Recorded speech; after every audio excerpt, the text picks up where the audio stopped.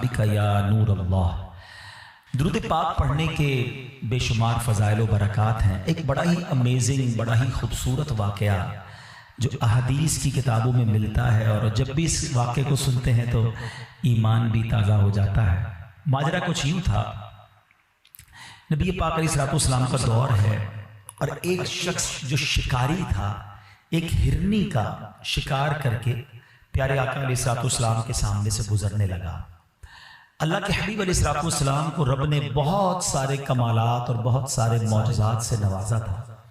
वो जब हिरनी का शिकारी हिरनी लेकर आका अलैहिस्सलाम की बारगाह से गुजरने लगा तो अल्लाह करीम ने उस हिरनी को बोलने की कुव्वत अता फरमाई और उसने नबी पाक से अर्ज़ की, या रसूलल्लाह सल्लल्लाहु अलैहि वसल्लम, मेरे छोटे छोटे बच्चे, दूध पीते बच्चे हैं और वो भूखे हैं, शिकारी ने मुझे शिकार कर लिया है। आप इससे कहिए कि कुछ देर के लिए मुझे इजाज़त दे कि मैं अपने बच्चों को दूध पिलाऊं और उसके बाद मैं वापस आ जाऊंगी।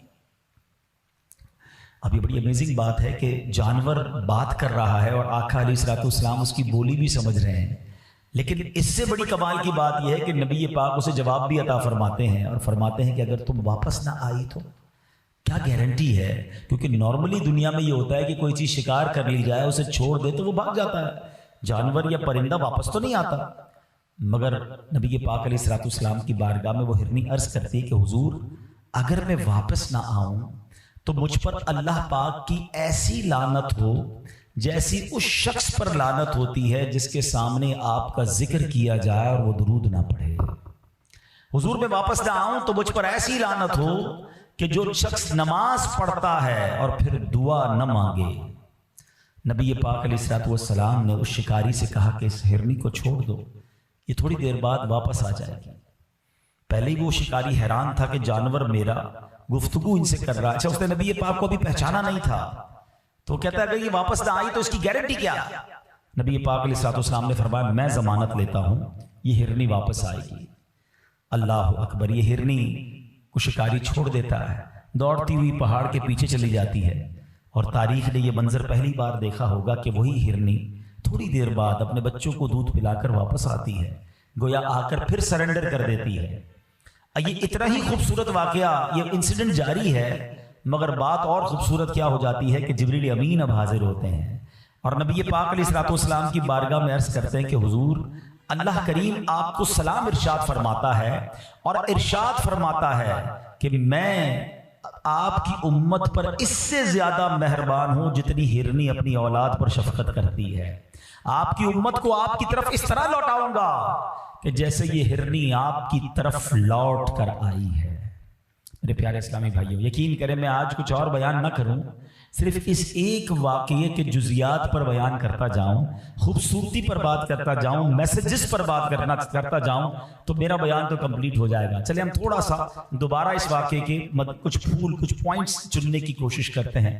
फर्स्ट ऑफ ऑल, कमाल मुस्तफ़ा सल्लल्लाहु अलैहि वसल्लम के जानवर नबी पाक से गुफ्तगू कर रहे हैं और आका जानवरों की बोलियां भी समझ रहे हैं और उन्हें रिप्लाई भी दे रहे हैं। ये अल्लाह ने कैसा कमाल सरवर कायनात अलैहिस्सलाम को अता फरमाया। दूसरी बात, एज अ गारंटी उस हिरनी ने जो बात की वो बड़ी यूं समझिए हमारे लिए सबक आमोज है कि हुजूर, अगर मैं वापस ना आऊं तो मुझ पर ऐसी लानत हो जैसी उस पर लानत होती है जिसके सामने आपका जिक्र किया जाए और आप पर दुरूद ना पढ़े। ये बड़ी अहम बात है। नॉर्मली हम लोग दुरूद पाक पढ़ने को बड़ी फजीलत की बात समझते हैं और समझना चाहिए, लेकिन उसको ग्रांटेड ले लेते हैं कि पढ़ लिया तो ठीक है, नहीं पढ़ा तो कोई बात नहीं। ऐसा नहीं है। बीइंग अ मुस्लिम, ये हम पर नबी पाक अलैहिस्सलाम का हक है कि उम्मती आकाए दो जहां सल्लल्लाहु तआला अलैहि वसल्लम पर दुरूद पढ़े, और स्पेशली जब नबी पाक सल्लल्लाहु तआला अलैहि वसल्लम का नाम लिया जाए। आपके और हमारे सामने जब आका अलैहिस्सलाम का नाम लिया जाए तो तब दुरूद जरूर पढ़ना चाहिए। तो अपनी आदत बनाएं कि नबी पाक पर दुरूद कसरत से पढ़ते रहा करें। और दूसरी बात जो उसने कही कि हुजूर, अगर मैं वापस ना आऊं तो ऐसी लानत जैसी उस पर होती है कि जो नमाज पढ़े और दुआ न मांगे। याद रहे कि नमाज के बाद जो वक्त है ना, स्पेशली वो खास कबूलियत दुआ का वक्त है। लेकिन कुछ लोगों की अजीब आदत है, नमाज पढ़ेंगे दुआ नहीं करेंगे, भाग जाएंगे। हालांकि रब की रहमत देखें, दुआ एक्चुअली क्या है? अल्लाह से मांगना है ना, دنیا میں کس کو اچھا لگتا ہے کوئی مجھ سے مانگے اور بار بار مانگے؟ ہمیں تو مانگنے والا اچھا نہیں لگتا. کوئی ایک بار مانگ لے، کوئی دوست ہو، قریبی ہو، بندہ اس کی ہیلپ کر دیتا ہے، دوبارہ مانگے تو کہتا ہے پہلے تو دیا تھا، اس کا کیا کیا؟ اور تیسری بار مانگے تو ہم کہتے ہیں اس کی تو عادت ہو گئی ہے مانگنے کی، چوتھی بار تو موبائل ہی نمبر ہی بلاک ہو جاتا ہے. یہ ہے دنیا والے. مگر رب کی شان دیکھو، جو نہیں مانگتا رب اس سے ناراض ہوتا ہے، اور جو جتنا مانگتا ہے اللہ اسے اتنا پسند کرتا ہے. کیسی شان کریمی ہے میرے مالک کی. قرآن میں اس نے فرمایا نا ادعونی استجب لکم، تم مجھ سے مانگو میں تمہیں عطا کروں گا. مگر ہم لوگ مانگنے میں ہی سستی کرتے ہیں، دعا مانگنے میں بھی کنجوسی کر رہے ہیں. حالانکہ الدعاء مخ العبادہ، حدیث پاک کے الفاظ ہیں دعا عبادت کا مغز ہے. تو پھر تو ہمیں کثرت سے دعا مانگنی چاہیے نا. تو پتہ چلا کہ دعا نہ مانگنے والے سے رب ناراض ہوتا ہے. اچھا پھر ایک اور کمال کی بات یہ ہے کہ اس ہرنی نے پیارے آقا علیہ الصلوۃ والسلام سے یہ نہیں عرض کی کہ حضور مجھے چھڑوا دیں، شکاری نے مجھے پکڑ لیا ہے. ماں چاہے جانور کی ماں ہو، اس کو خیال اپنے بچوں کا ہی ہوتا ہے کہ حضور میرے بچے بھوکے ہیں، مجھے اجازت دلوائیں، میں اسے دودھ پلانا چاہتی ہوں.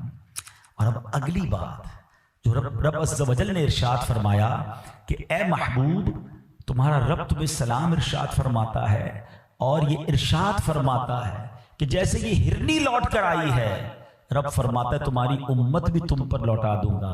اس ہرنی کو اپنے بچوں سے جتنا پیار ہے، رب تمہاری امت پر اس سے زیادہ بھی مہربان ہے. سبحان اللہ. یہ اتنی مہربانیاں ہم پر کیوں ہیں؟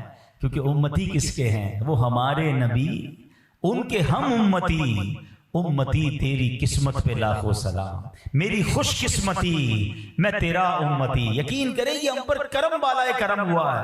پچھلے دنوں سوشل میڈیا کے پر ایک پوسٹ بڑی گردش کر رہی تھی کہ 200 سے زیادہ ملک ہیں دنیا میں، 400 سے زیادہ مذہب ہیں، ہزاروں قومیں ہیں. یہ رب کا ہم پر کتنا بڑا احسان ہے کہ ہمیں امت محمدی میں پیدا فرما دیا ہے. یہ صرف اللہ کی مہربانی ہے، ہماری تو کوئی اوقات نہیں نا. بن مانگے دیا اور اتنا دیا، دامن میں ہمارے سمایا نہیں. تو بہرحال میرے پیارے اسلامی بھائیوں، اس ایک واقعے سے ہم کو یہ سبق مل رہا ہے کہ درود پاک جو ہے وہ کثرت سے پڑھنا ہے. اور بالخصوص جب نام مصطفیٰ صلی اللہ تعالی علیہ وسلم ہم زبان سے لیں یا سنیں، اسے ضرور ہمیں درود پاک پڑھنا چاہیے. تو درود پاک ہماری زندگی میں، ہمارے شیڈیول میں ضرور شامل ہونا چاہیے. اور دس از دا منتھ، یہ تو مہینہ ہے کثرت سے درود پاک پڑھنے کا. اس مہینے میں اتنے درود پڑھو کہ باقی مہینوں میں عادت ہو جائے.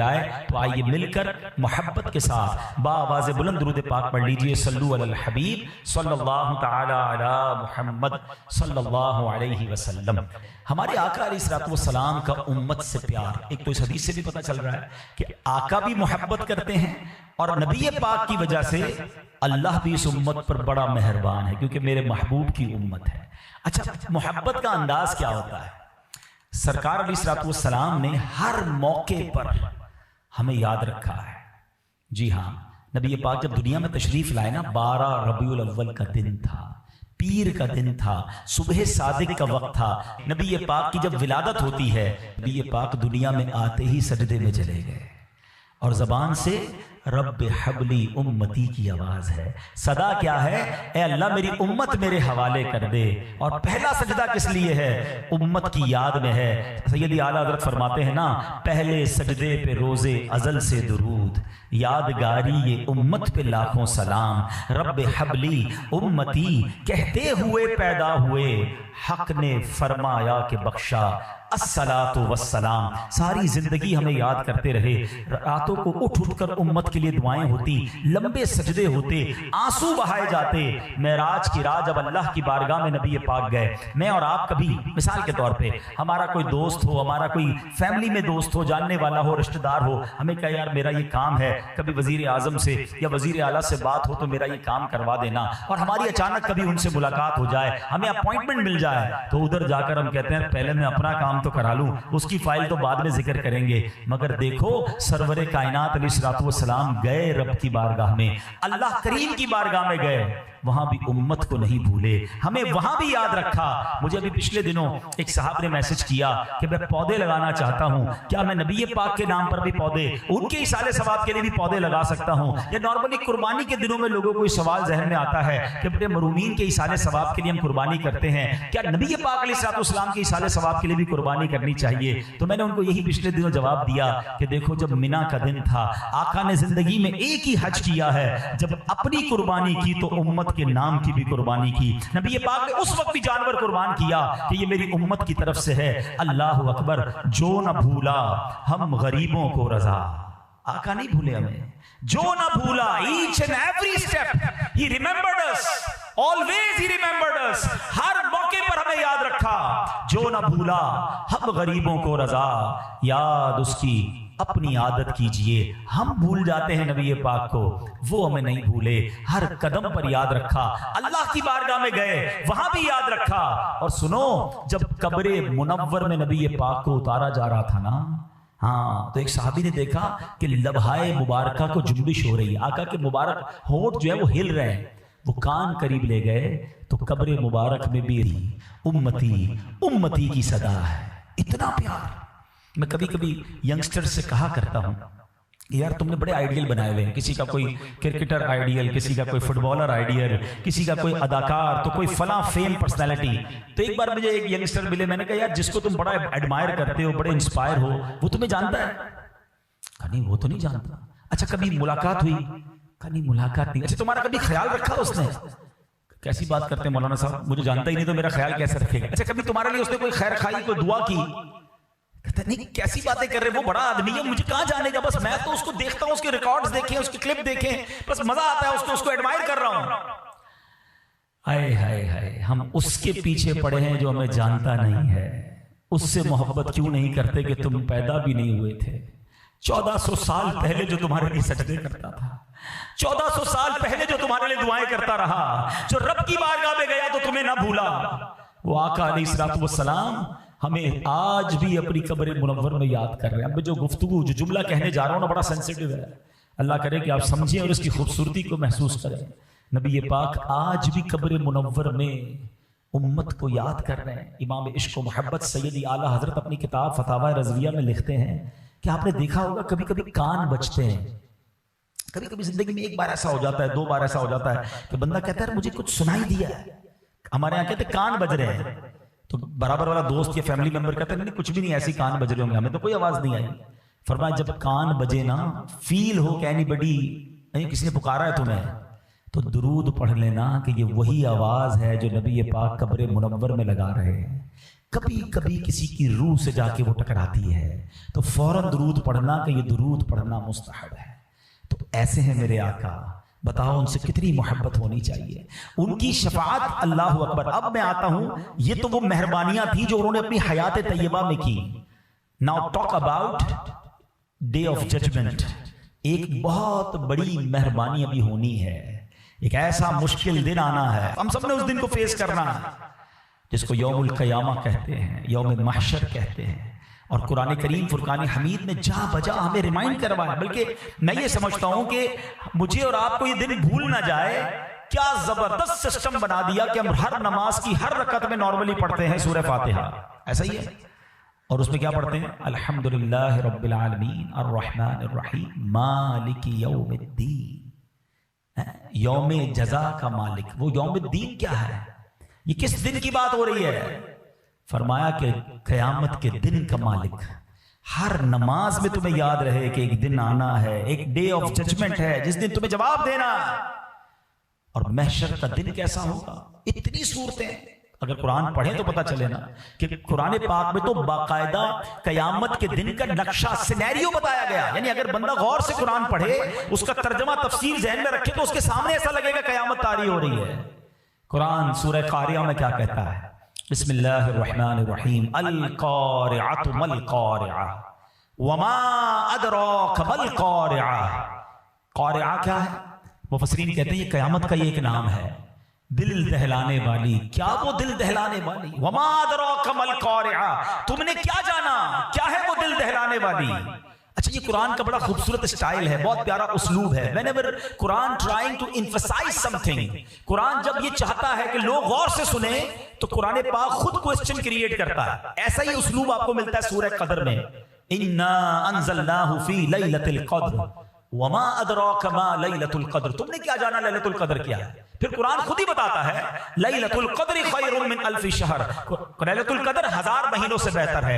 یہی اسلوب قرآن نے یہاں اپنایا، وما ادراک ما القارعہ، تم نے کیا جانا قارعہ کیا ہے. Now Quran defining what is قارعہ، what is day of judgment.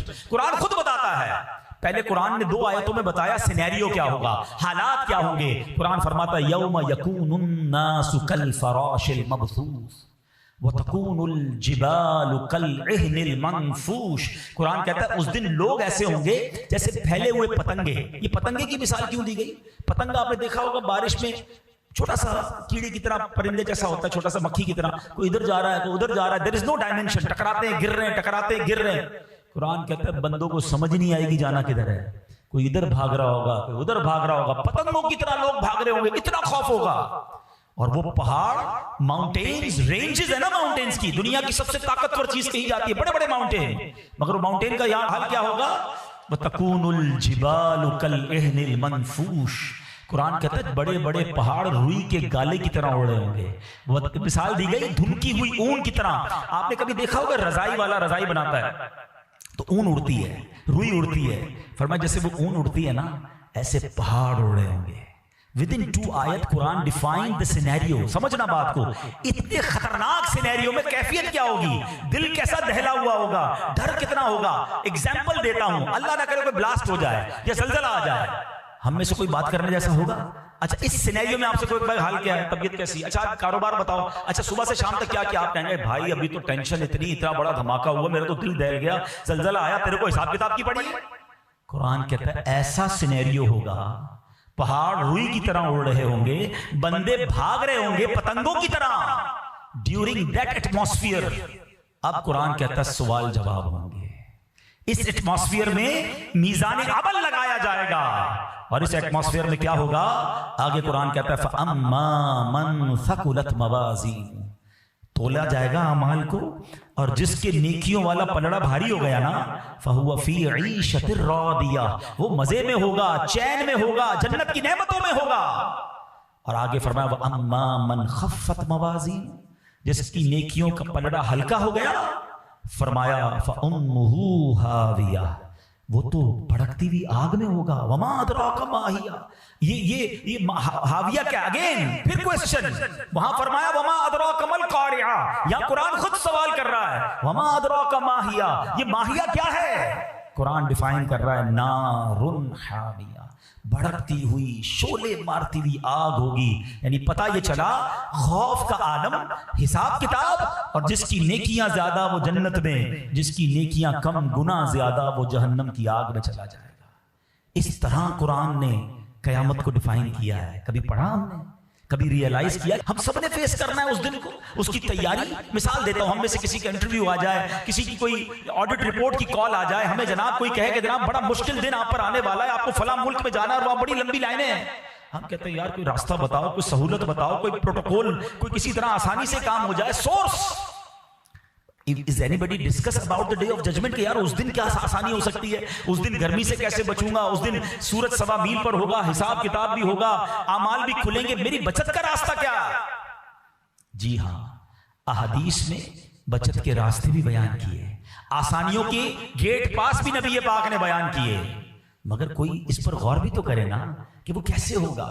آؤ میں آج آپ کو قیامت کیسے طاری ہوگی اس کے کچھ مناظر، بڑی پیاری کتاب ہے، میں مشورہ دوں گا. ظاہر ہے بہت ساری باتیں تھوڑے سے بیان میں نہیں ہو سکتی، مگر یہ ایک ایسی حقیقت ہے جو ہونے والی ہے، اس کو ضرور پڑھیں. کتاب کا نام ہے بہار شریعت حصہ اول. اس کے اندر مفتی امجد علی اعظمی صاحب نے جس ڈیٹیل میں احادیث کے ذریعے بیان کیا کہ قیامت طاری کیسے ہوگی، اس دن اسٹیپ بائی اسٹیپ کیا ہوگا، اس کو ضرور پڑھیں، اپنی فیملی کو بھی سنائیں. میں اس کی کچھ جھلک آپ کو بتاتا ہوں، سنیے. مفتی صاحب لکھتے ہیں کہ قیامت جب طاری ہوگی نا، اللہ تعالیٰ اگرچہ مرنے کے بعد انسان کے جسم کے اجزاء متفرق ہو گئے ہوں گے، چورا چورا جسم تو ختم ہو جاتا ہے، مختلف جانوروں کی غذا بن گئے ہوں گے، مگر اللہ تبارک و تعالیٰ ان سب اجزاء کو جمع کر کے قیامت کے دن اٹھائے گا.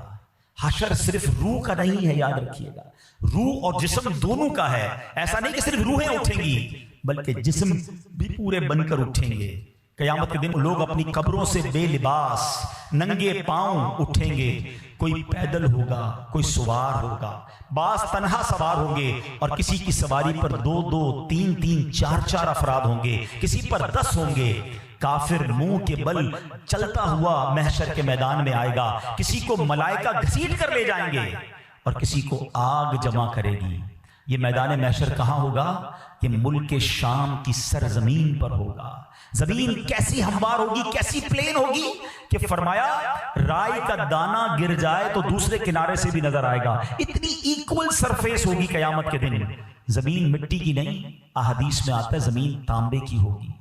آفتاب، سورج 1 میل کے فاصلے پہ ہوگا. آج کروڑوں میل دور ہے، ہم جون جولائی کی گرمی برداشت نہیں کر سکتے. ڈے آف ججمنٹ 1 میل پر سورج ہوگا.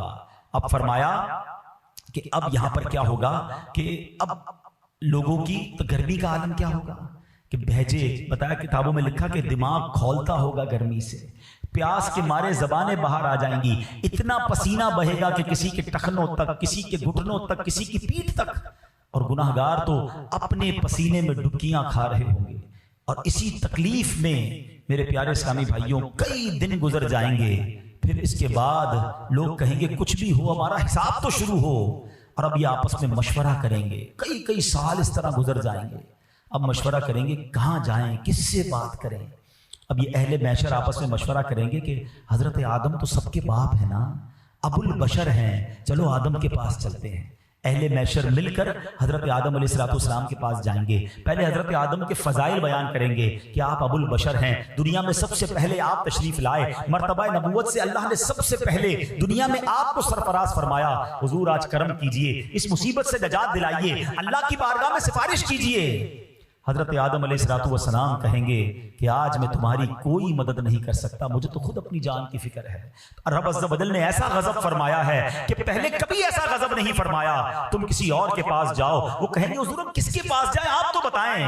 وہ کہیں گے نوح کے پاس جاؤ. یہ اہل محشر مل کر حضرت نوح علیہ السلام کے پاس جائیں گے، ان کے فضائل بیان کریں گے. حضور آپ نوح علیہ السلام ہیں، طوفان نوح میں رب نے آپ کو کشتی عطا فرمائی، کئی معجزات سے نوازا. حضور اللہ کی بارگاہ میں سفارش کیجیے. حضرت نوح کہیں گے آج میں تمہاری کوئی مدد نہیں کر سکتا، کسی اور کے پاس جاؤ. وہ کہیں گے حضور آپ ہی بتا دیں کہاں جائیں. کہیں گے حضرت ابراہیم خلیل اللہ علی نبینا علیہ السلام کے پاس جاؤ. یہ سارا محشر حضرت ابراہیم کے پاس جائے گا. وہ بھی کہیں گے میں آج تمہاری مدد نہیں کر سکتا، کسی اور کے پاس جاؤ. لوگ عرض کریں گے حضور کن کے پاس جائیں.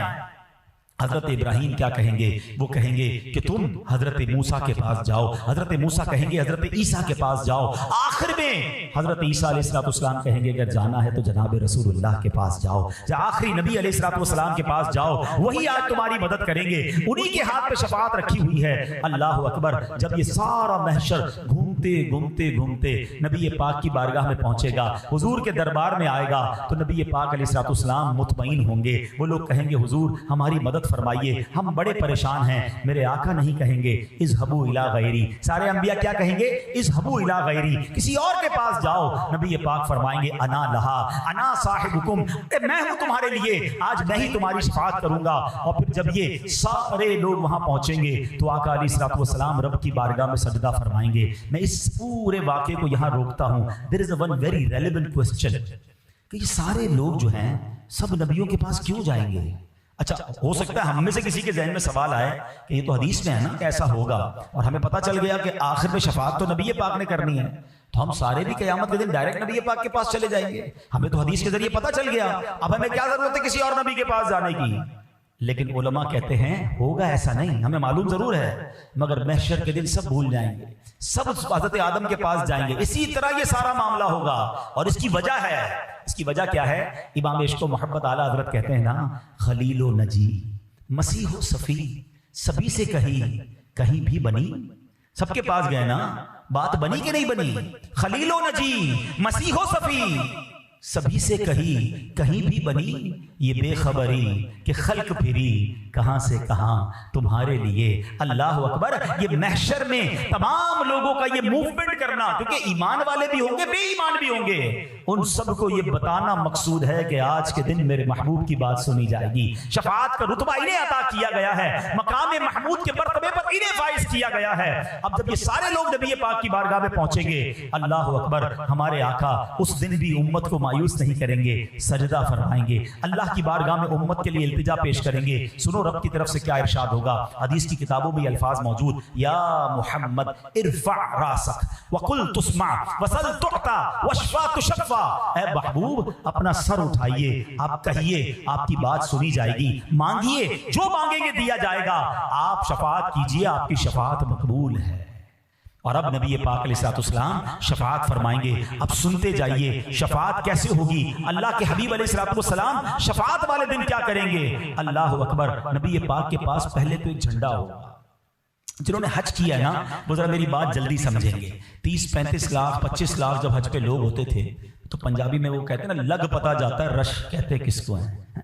25-30 لاکھ میں اتنا رش. اور آپ نے دیکھا ہوگا کہ خیموں کو آئیڈینٹیفائی کرنے کے لیے بڑے بڑے بینر لگائے جاتے ہیں, بلون بڑے بڑے ہوتے ہیں کہ یار یہ یلو کلر کا بلون ہے نا, یہاں جنوب ایشیا والے ادھر ہی اپنا خیمہ ہوگا, کیونکہ جب کراؤڈ زیادہ ہو تو جھنڈا یا بلون اونچا لگانا پڑتا ہے.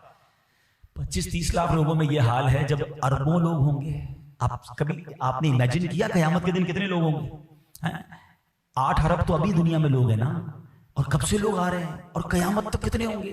یہ سارے محشر کے میدان میں ہوں گے, مسلمان غیر مسلمان سارے. اٹ مینس اگر ہم ایک امیجنیشن کر لیں کہ 50 ارب لوگ ہوں گے قیامت میں, 50 ارب کا کراؤڈ. اچھا اب نبی پاک کو کیسے ڈھونڈیں گے. ابھی تو 25-30 لاکھ میں عرفات میں جو کھو جاتا ہے وہ اپنا خیمہ نہیں ڈھونڈ سکتا. اب اربوں خربوں لوگوں میں میں اپنے آقا کو کیسے ڈھونڈوں گا. سبحان اللہ. اب کیا خوبصورت انتظام کیا کہ حدیث میں آتا ہے میرے آقا فرماتے ہیں مجھے لواء الحمد عطا کیا جائے گا, مجھے ایک پرچم عطا کیا جائے گا. وہ پرچم کتنا بڑا ہوگا. فرمایا اس پرچم کی لمبائی کئی ہزار سال تک, اگر گھڑ سوار گھوڑا دوڑاتا رہے تو اتنا لمبا وہ پرچم ہوگا. اچھا وہ پرچم نبی پاک فرماتے ہیں اے علی تم ہی وہ واحد پہلے شخص ہو جس کو میں پرچم ہاتھ میں عطا کروں گا. مولا علی کی شان دیکھو کہ آقا اپنا وہ پرچم مولا علی کے ہاتھ میں عطا کریں گے. اے پرچم لگانے والوں تمہیں مبارک ہو, اے میلاد کا جھنڈا لگانے والوں تمہیں مبارک ہو. قیامت کے دن بھی آقا کی پہچان وہ پرچم ہی ہوگا. دور سے نظر آئے گا کہ دیکھو وہ پرچم ہے اور میرے آقا وہاں ہے, چلو وہاں چلتے ہیں. سبحان اللہ. اب آگے چلیے. نبی پاک علیہ السلام فرماتے ہیں کہ مجھے ایک اجازت دی گئی, ایک آفر کی گئی. حدیث کا خلاصہ ہے کہ یا تو شفاعت لے لو یا تمہاری آدھی امت کو بخش دیا جائے. آقا فرماتے میں نے شفاعت لے لی کیونکہ وہ زیادہ مسلمانوں کے لیے فائدہ مند ہے. سبحان اللہ. یعنی نبی پاک نے امت کے بارے میں کس قدر خیال فرمایا. آقا کیا فرماتے ہیں میری شفاعت میری امت میں ان کے لیے ہے جو کبیرہ گناہ والے ہیں. ایک اور جگہ نبی پاک فرماتے روئے زمین پر جتنے پھیلے اور پیڑ ہیں قیامت کے دن میں ان سب سے زیادہ آدمیوں کی شفاعت فرماؤں گا. ایسی شفاعت آقا کی. سبحان اللہ. پیارے آقا علیہ السلام کی امت سے پیار دیکھو. قیامت کے دن انبیاء کے لیے سونے کے ممبر ہوں گے, سونے کے ممبر ہوں گے. سارے انبیاء اپنے ممبر پر بیٹھیں گے, میں اپنے ممبر پر نہیں بیٹھوں گا. اور اس لیے میں نہیں بیٹھوں گا کہ اللہ کے حضور کھڑا رہوں گا اس ڈر سے کہ کہیں مجھے جنت میں نہ بھیج دیا جائے اور میری امت پیچھے رہ جائے. ہائے ہائے, ذرا سمجھ رہے ہو اس بات کو. میں اور آپ چاہیں گے کہ ہم جنت میں جلدی چلے جائیں. آقا فرما رہے مجھے یہ ڈر ہوگا کہ کہیں مجھے میرا رب جنت میں نہ بھیج دے اور میری امت پیچھے نہ رہ جائے. آقا فرماتے عرض کروں گا اے میرے رب میری امت. اللہ فرمائے گا اے محمد تیری کیا مرضی ہے, میں تیری امت کے ساتھ کیا کروں. عرض کروں گا اے میرے رب ان کا حساب جلد فرما دے. پس میں شفاعت کرتا رہوں گا یہاں تک کہ مجھے ان کی رہائی کی چھٹیاں ملیں گی جنہیں دوزخ میں بھیج چکے تھے. اللہ اکبر. یعنی نبی پاک اپنے امتیوں کو پہلے تو شفاعت فرمائیں گے, پھر جو جہنم میں چلے گئے ہوں گے انہیں بھی نکال کر جنت میں داخل فرمائیں گے. اللہ اکبر. ایسے مہربان آقا ہیں. ذرا غور کیجئے. مولانا حسن رضا خان صاحب قیامت کے اس منظر کو, نبی پاک کی اس مہربانی کو اپنے کلام میں کس پیارے انداز میں بتاتے ہیں. کہتے ہیں عزیز بچے کو ماں جس طرح تلاش کرے. بچہ گم ہو جائے تو ماں کا کیا حال ہوتا ہے, بے قرار بے چین. کہتے ہیں نبی پاک کا حال یہی ہوگا قیامت کے دن بھی. عزیز بچے کو ماں جس طرح تلاش کرے, خدا گواہ یہی حال آپ کا ہوگا. ہزار جان فدا نرم نرم پاؤں سے پکار سن کے اسیروں کی دوڑتا ہوگا. آقا کبھی ادھر جائیں گے کبھی उधर जाएंगे। एक बार नबी पाक अलैहिस्सलाम से एक सहाबी ने पूछा, हुजूर क़यामत के दिन तो आपके करीब अंबिया होंगे, सिद्दीकीन होंगे, बड़े बड़े लोग होंगे, हम कहाँ ना आपको ढूंढेंगे, और अगर आप वहां ना मिले हम परेशान हो जाएंगे। सुनो, आका ने ये नहीं कहा कि क़यामत के दिन एक बहुत बड़ा महल होगा, प्रोटोकॉल सबसे ज्यादा जहां होगा मैं तुम्हें वहां मिलूंगा। सुनो, आका ने अपना पता और एड्रेस क्या बताया। नबी पाक फरमाते हैं क़यामत का दिन होगा तो मुझे हौज़े कौसर पर ढूंढ लेना, अपने प्यासे उम्मतियों को जामे कौसर पे ला रहा हूंगा। हुजूर अगर हौज़े कौसर पर ना मिले तो फरमाया वहां ना मिलूं तो मीज़ान अमल पर ढूंढ लेना। मेरे उम्मतियों के जब पलड़े भारी और हल्के हो रहे होंगे ना, आमाल तोले जा रहे होंगे, मैं उनके आमाल भारी कर रहा हूंगा। हुजूर वहां ना पाए, कहा वहां ना पाओ तो पुल सिरात पर ढूंढ लेना, मैं अपने उम्मतियों को रब्बे सल्लिम की सदा लगा लगा कर पार करवा रहा हूंगा। कहा हुजूर अगर वहां ना पाए, फरमाया इन 3 जगहों के अलावा तो मुझे कहीं और नहीं पाओगे। हाय हाय, जरा गौर करो, आका का काम क़यामत के दिन भी हमें याद करना होगा, हमें ही बचाना होगा, हमारी ही शफाअत करना होगा। सुनो, हर नबी को एक स्पेशल दुआ दी गई है। आका फरमाते हैं, वो वैसे तो नबी की हर दुआ कबूल है, मगर एक दुआ खास दी गई। अल्लाह के हबीब फरमाते हैं सारे नबियों ने वो दुआ कर ली है, मैंने वो दुआ क़यामत के दिन के लिए बचा के रखी है, और वो दुआ मैं अपनी उम्मत के लिए करूंगा, अल्लाह की बारगाह में अपनी उम्मत के लिए फरियाद करूंगा। ऐ मेरे प्यारे इस्लामी भाई, किस किस मेहरबानी की बात की जाए। सुनो, प्यारे आका अलैहिस्सलाम फरमाते हैं कि क़यामत के दिन हजरत इब्राहीम भी मेरी रहमत के मोहताज होंगे। उस दिन हजरत इब्राहीम को भी मेरी मदद की जरूरत होगी। अल्लाह अकबर, ये शान है सरवर कायनात अलैहिस्सलाम की। बल्कि उम्मत पर ऐसी मेहरबानी होगी कि नबी पाक अलैहिस्सलाम एक बार सहाबा को वाकया सुनाते हैं कि क़यामत का दिन होगा। हदीस का खुलासा है कि मेरे एक उम्मती के गुनाह खोले जाएंगे। अच्छा, गुनाह खोले जाएंगे तो वो डरने लगेगा, लेकिन उसके छोटे छोटे सगीरा गुनाह खोले जाएंगे। वो डर रहा होगा कि मेरे तो बड़े बड़े कबीरा गुनाह भी हैं।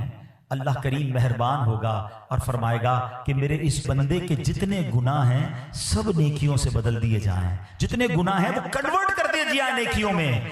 बड़ा खुश होगा और फिर कहेगा, या अल्लाह मैंने तो वो गुनाह भी किया था, मेरा वो बड़ा गुनाह भी बाकी है, या अल्लाह उसे भी खोला जाए ताकि उसका भी मुझे अजर दे दिया जाए। और ये बयान करते करते नबी पाक इतना मुस्कुराए कि आपके मुबारक दांत जाहिर हो गए। तो ऐ मेरे प्यारे इस्लामी भाइयों, बात वही है कि आका हम पर बड़े मेहरबान हैं। अपनी हयात तैयबा में भी हमें याद रखा, आज कब्र में भी याद रखा, और कल महशर में भी उन्होंने ही हमारी शफाअत करनी है। फिर बताओ, हमें सबसे ज्यादा प्यार, सबसे ज्यादा ख्याल, सबसे ज्यादा रिजा किसकी हासिल करनी चाहिए? हम अपनी जिंदगी में एक्चुअल टारगेट से हट जाते हैं। हम अपनी लाइफ में अपने दोस्तों, अपनी फैमिली और अपनी दीगर चीजों में इतने इन्वॉल्व हो जाते हैं कि हम ये भूल जाते हैं कि कहीं नबी पाक तो नाराज नहीं हो रहे, मेरे लाइफ स्टाइल से कहीं मेरे आका तो नाराज नहीं हो रहे। इमाम इश्क व मोहब्बत आला हजरत ने हमें जिंदगी गुजारने का एक सलीका बताया है, और मुसलमान का जिंदगी का तरीका यही होना चाहिए कि वो कहते हैं, उन्हें जाना, उन्हें माना, ना रखा गैर से काम। पहले हमें आका की रिजा टारगेट रखनी है। ऐसा ना हो कि मेरे फैमिली फंक्शंस, मेरे दोस्तों की गैदरिंग, मेरी आउटिंग्स, मेरा बिजनेस, मेरी एटीट्यूड ऐसे तो नहीं कि मैं वो जो कर रहा हूं और नबी पाक नाराज हो जाते हैं, अल्लाह और उसके रसूल नाराज हो गए तो मुझे क़यामत के दिन और किधर जाना है। तो प्लीज ये मैसेज लेकर जाए, और यही मेरे और आपके ईमान का तकाजा भी है कि हम सबसे ज्यादा मोहब्बत करें तो जनाबे रसूलुल्लाह सल्लल्लाहु अलैहि वसल्लम से करें। अच्छा, दुनिया का भी दस्तूर है ना, जो मेरा ज्यादा ख्याल रखता है मैं उससे उतना प्यार करता हूं, उतना ख्याल रखता हूं, उसको नाराज ना हो इस बात का मुझे फिक्र होती है। तो नबी पाक से ज्यादा तो हमारा ख्याल करने वाला कोई नहीं है ना, तो फिर हम क्यों उनकी नाराजगी की फिक्र ना करें? उनकी सुन्नतों पर जो अमल नहीं करता, जो नमाज की पाबंदी नहीं करता, जो सच्चे आका का उम्मती होकर झूठ बोलता है, जो प्यारे आका की तालीमात ये है कि हलाल कमाओ और हराम कमाता, तो फिर वो गौर करे कि मैं जिंदगी कैसे गुजार रहा हूं। नबी पाक को क़यामत के दिन मूवी तो दिखाना है ना। तो बहरहाल प्यारे आका से मोहब्बत का तकाजा ये है, क़यामत के दिन उन्हीं की तो शफाअत लेनी है, तो उनकी रजा वाली जिंदगी गुजारी जाए, सुन्नतों के मुताबिक जिंदगी गुजारी जाए, नमाजों की पाबंदी की जाए, तो इंशाअल्लाह नबी पाक जरूर मेहरबान आका क़यामत के दिन हमारी शफाअत भी करेंगे और हमें अपने साथ जन्नत में ले जाएंगे।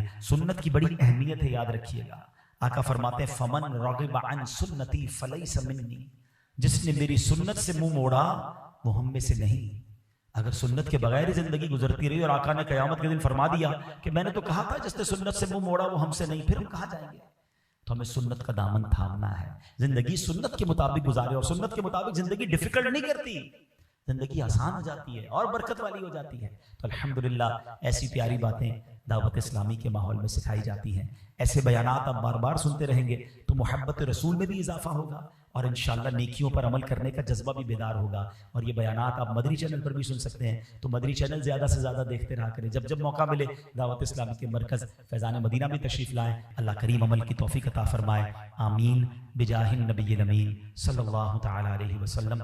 صلو علی الحبیب صلی اللہ تعالی علی محمد صلی اللہ علیہ وسلم۔ الحمدللہ رب العالمین والصلاة والسلام علی سید الانبیاء والمرسلین۔ اللهم ربنا آتنا في الدنيا حسنة وفي الآخرة حسنة وقنا عذاب النار وقنا عذاب القبر وقنا عذاب الحشر وقنا حساب الميزان۔ اے رب کریم ہم سب کا جمع ہونا اپنی بارگاہ میں قبول فرما، ہمارے تمام صغیرہ کبیرہ گناہوں کو معاف فرما، ہمارے والدین کی، نبی پاک علیہ الصلوۃ والسلام کی ساری امت کی بخشش فرما۔ اے اللہ آج ہم نے قیامت کے دن کا منظر قرآن و حدیث کے ذریعے سنا ہے، اللہ محشر کے دن کی سختیوں سے بچانا، محشر کے دن کی گرمی سے بچانا، محشر کے دن کی پیاس سے بچانا، اس دن کی رسوائی سے بچانا۔ اے اللہ جن خوش نصیبوں کو تیرے عرش کا سایہ نصیب ہو، اے اللہ ان خوش نصیبوں میں ہم سب کو شامل فرما دے۔ اے کریم اس دن ہمارا نامہ اعمال ہمارے دائیں ہاتھ میں عطا ہو، نیکیوں کا پلڑا اپنے کرم سے بھاری فرما دینا، اور جو بلا حساب جنت میں داخل ہوں ان خوش نصیبوں میں ہمارا نام بھی لکھ دے، ہمارے ماں باپ کا نام بھی لکھ دے۔ اے کریم آقا کی ساری امت کی بخشش فرما، جتنے ہاتھ اٹھے ہیں تو نام بھی جانتا ہے اور سب کے کام بھی جانتا ہے۔ اے شفا دینے والے ہمارے بیماروں کو شفا عطا فرما، قرض داروں کے قرضے اتر جائیں، بے اولادوں کو نیک اور صالح اولاد عطا فرما، روٹھوں کو منا دے، بچھڑوں کو ملا دے۔ اے کریم ہماری دنیا بھی اچھی کر دے، ہماری آخرت بھی اچھی کر دے۔ بار بار مکے مدینے کی حاضریاں ہم سب کا مقدر فرما، ہمیں زوال نعمت سے بچا، ہمیں اے رب کریم دنیا کی بھی خیر عطا فرما، آخرت کی بھی خیر عطا فرما۔ اے رب کریم ہم سب کے رزق حلال میں برکت عطا فرما، رزق حرام سے ہم سب کو محفوظ فرما، ہمارے بچوں کو ہماری مغفرت کا ذریعہ بنا، ہمارے بچوں کو ہماری آنکھوں کا نور بنا۔ جن بچے بچیوں کے رشتے ہو گئے ان کو گھروں میں خوشیاں عطا فرما، اور جن کے رشتے ہونا باقی ہیں اے اللہ ان کو اچھے اور نیک رشتے بھی نصیب فرما دے۔ اللہم ربی یسر ولا تعسر وتمم لنا بالخیر یا فتاح وبک نستعین ببرکۃ ان اللہ وملائکتہ یصلون علی النبی یا ایھا الذین آمنوا صلوا علیہ وسلموا تسلیما۔ اللہم صل علی سیدنا ومولانا محمد طب القلوب ودوائها وعافیۃ الابدان وشفائها ونور الابصار وضیائها وعلی آلہ وصحبہ وبارک وسلم۔ جب دمیں واپسی ہو یا اللہ، سامنے ہو روضہ رسول اللہ اور لب پہ ہو لا الہ الا اللہ محمد رسول اللہ۔ میرے اعمال کی اصلاح